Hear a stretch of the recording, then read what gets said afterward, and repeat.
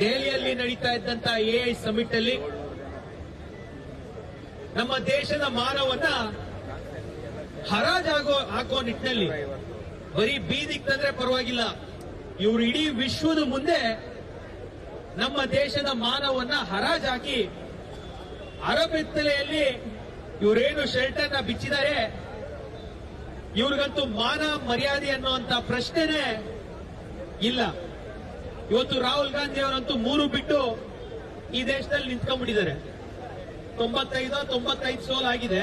ಇನ್ನು 5 ರಾಜ್ಯಗಳು 95 ಆಗಿದೆ. ಈಗ 5 ರಾಜ್ಯಗಳು ಬರುವಂತಹ ಚುನಾವಣೆ 2026ನೇ ವರ್ಷದಲ್ಲಿ ಕೇರಳ ಅಂತ ಹಿಡಿದು, ತಮಿಳುನಾಡಿಂದ ಹಿಡಿದು, ಬೆಂಗಾಲಿಂದ ಹಿಡಿದು, ಅಸ್ಸಾಂನಿಂದ ಹಿಡಿದು ಪಾಂಡಿಚೇರಿ 5 ರಾಜ್ಯಗಳು ಸೇರಿ ಸೆಂಚುರಿ ಸ್ಟಾರ್ ಆಗುವಂತ ರಾಹುಲ್ ಗಾಂಧಿ ಅವರು ಅವ್ರಿಗೇನಾದ್ರೂ ಮಾನ ಮರ್ಯಾದೆ ಇದ್ರೆ ಈ ದೇಶವನ್ನ ಹೆಂಗ್ ಕಟ್ಟಬೇಕು, ಈ ದೇಶದ ಯುವ ಜನತೆಗೆ ಏನ್ ನೀಡಬೇಕು ಅನ್ನುವಂತ ಆಲೋಚನೆಯಲ್ಲಿ ಪ್ರತಿದಿನ ನಮಗೋಸ್ಕರ, ಈ ದೇಶಕ್ಕೋಸ್ಕರ, ಈ ಮುಂದಿನ ಪೀಳಿಗೆಗೆ ವಿಕಸಿತ ಭಾರತವನ್ನ ಕಟ್ಟಬೇಕು ಅನ್ನೋ ಒಂದು ಸಂಕಲ್ಪದಲ್ಲಿ ಇವತ್ತು ನರೇಂದ್ರ ಮೋದಿ ಅವರು ಕೆಲಸ ಮಾಡ್ತಾ ಇದ್ದಾರೆ.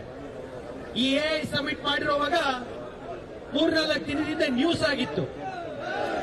ಲೀಲಾ ಪ್ಯಾಲೇಸ್ ಅಲ್ಲಿ ಒಂದು ರೂಮು ಯಾವ ಮಟ್ಟಕ್ಕೆ ಈ ಎಐ ಸಮಿಟ್ ಇದೆ ಅಂತ ತಿಳ್ಕೊಳ್ಳಿಕ್ಕೆ ಒಂದು ಮಾಹಿತಿಯನ್ನ ತಮಗೆ ನೀಡ್ತಾ ಇರೋದು.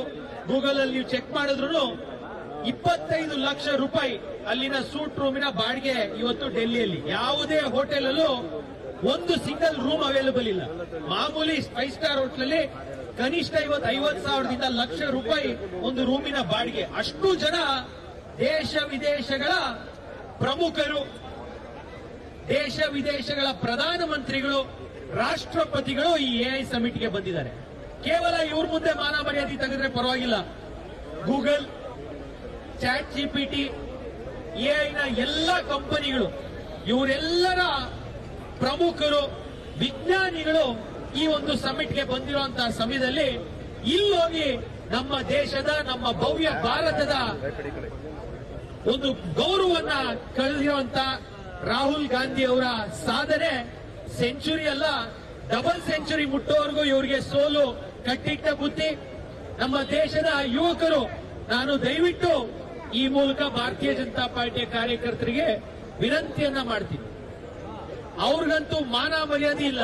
ನಿನ್ನೆ ಪಬ್ಲಿಕ್ ಅಲ್ಲಿ ಹೇಳ್ತಿದ್ದಾರೆ, ಮುಂದಿನ ದಿನಗಳಲ್ಲಿ ನಿಮ್ಮ ಬುದ್ಧಿಗಳನ್ನ ನೀವು ಸರಿ ಮಾಡ್ಕೊಳ್ಳಿಲ್ಲ ಅಂದ್ರೆ ರಾಹುಲ್ ಗಾಂಧಿ ಅವರು ಎಲ್ಲರೂ ಪ್ರಚಾರಕ್ಕೆ ಬಂದ್ರೆ ಅಲ್ಲೂ ಬೀದಿಯಲ್ಲಿ ದೇಶದ ಜನ ಏನ್ ಮಾಡ್ತಾರೆ ಅಂತ ಅಂತೂ ನಾವು ಹೇಳಲಿಕ್ಕಾಗಲ್ಲ. ಹಾಗಾಗಿ ನಮ್ಮ ಕಾರ್ಯಕರ್ತರು, ಇಲ್ಲಿರುವಂತ ದಬ್ಬಾಳಿಕೆಯನ್ನ ನಡೆಸ್ತಿರುವಂತ ಕಾಂಗ್ರೆಸ್ ಸರ್ಕಾರ, ಇಲ್ಲಿರುವಂತ ರೋಲ್ ಕಾಲ್ ಮಾಡ್ತಿರುವಂತ ಕಾಂಗ್ರೆಸ್ ಸರ್ಕಾರ, ಇಲ್ಲಿರುವಂತ ಭ್ರಷ್ಟಾಚಾರದಲ್ಲಿ ಮುಳುಗಿರುವಂತ ಕಾಂಗ್ರೆಸ್ ಸರ್ಕಾರ, ಎಟಿಎಂ ರೀತಿಯಲ್ಲಿ ರಾಹುಲ್ ಗಾಂಧಿಗೆ ಇವತ್ತು ಸಹಕಾರ ನೀಡ್ತಿರುವಂತ ಈ ಒಂದು ಸರ್ಕಾರವನ್ನ ಖಂಡಿತವಾಗ್ಲೂ ನಾವು ಈ ಎಐ ಸಮಿಟ್ ಅಲ್ಲಿ ಇವ್ರು ನಡ್ಕೊಂಡಿರೋ ರೀತಿಗೆ ಇವರ ವಿರುದ್ಧವಾಗಿ ಇವತ್ತು ಫ್ರೀಡಂ ಪಾರ್ಕ್ ಅಲ್ಲಿ ಸಾಂಕೇತಿಕವಾಗಿ ಮೊದಲನೇ ಬಾರಿ ಇಲ್ಲಿ ಪ್ರತಿಭಟನೆಯನ್ನ ಪ್ರಾರಂಭ ಮಾಡ್ತಾ ಎಲ್ಲಾ ಜಿಲ್ಲಾ ಹೆಡ್ ಕ್ವಾರ್ಟರ್ ಅಲ್ಲಿ ಈಗಾಗಲೇ ಇವತ್ತು ಕಾಂಗ್ರೆಸ್ ಕಚೇರಿಗಳ ಮುತ್ತಿಗೆ ಇವತ್ತು ಎಲ್ಲಾ ಜಿಲ್ಲೆಗಳಲ್ಲಿ ಆಗ್ತಾ ಇದೆ.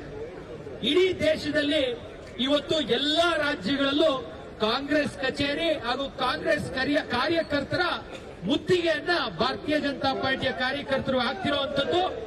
ಹಾಗಾಗಿ ಎಲ್ಲ ನಮ್ಮ ಭಾರತೀಯ ಜನತಾ ಪಾರ್ಟಿಯ ಕಾರ್ಯಕರ್ತರು ಈ ಪ್ರತಿಭಟನೆಯ ನಂತರ ಕಾಂಗ್ರೆಸ್ ಕಚೇರಿಗೆ ಮುತ್ತಿಗೆಯನ್ನ ಹಾಕೋಣ.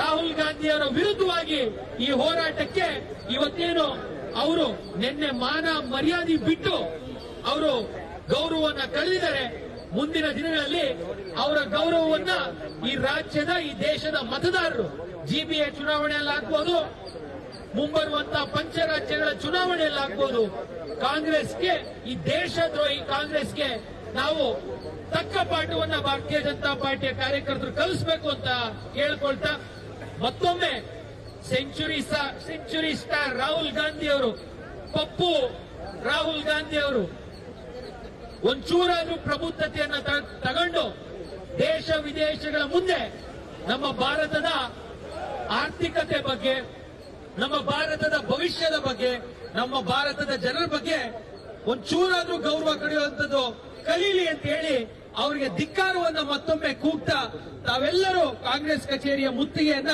ಇದಾದ ನಂತರ ಹಾಕ್ಬೇಕು ಅಂತ ಕೋರ್ಕೊಂಡು ಮತ್ತೊಮ್ಮೆ ದೇಶ ವಿರೋಧಿ ರಾಹುಲ್ ಗಾಂಧಿಗೆ